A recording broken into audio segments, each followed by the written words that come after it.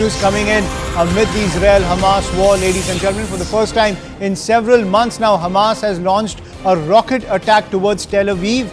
Now, the IDF says it came from the Rafah crossing. This is an escalation in the hostilities between Israel and Hamas, ladies and gentlemen, as protests continue around the world. Now, for the first time in several months, Hamas has launched a rocket attack towards Tel Aviv.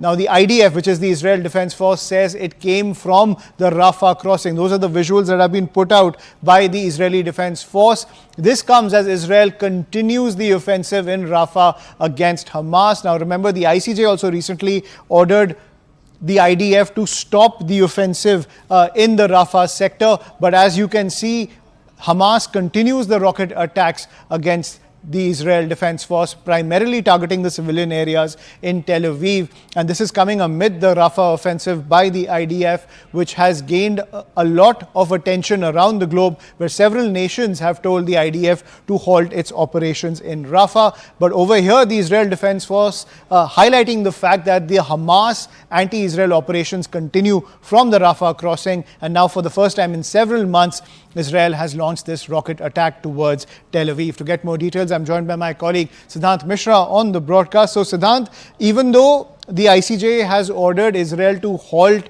the military operations in Rafah, the fact that Hamas has launched this attack, the IDF now has enough ammunition to go ahead with its offensive. In fact, even to expand its offensive against Hamas in the Rafah area. Well, look, this particular counter-strike that has been made by Hamas, perhaps this is what we are getting to know from IDF, that they have been attacked from Rafah crossing, and Hamas was behind this attack, has perhaps given ammunition upper hand to Israeli forces, especially when there is immense pressure on Israel from the global community to stop the operations in Rafah and Gaza. At the same time, when Israel is under a lot of pressure, especially after the orders from the International Court of Justice, there are a lot of European countries which have isolated Israel in this entire war. Especially in these times, the rockets being fired from Rafah perhaps gives Israel an upper hand as far as the narrative war is concerned. Now, Israel can go to the global community and say that, look, the global community wants Israel to stop operations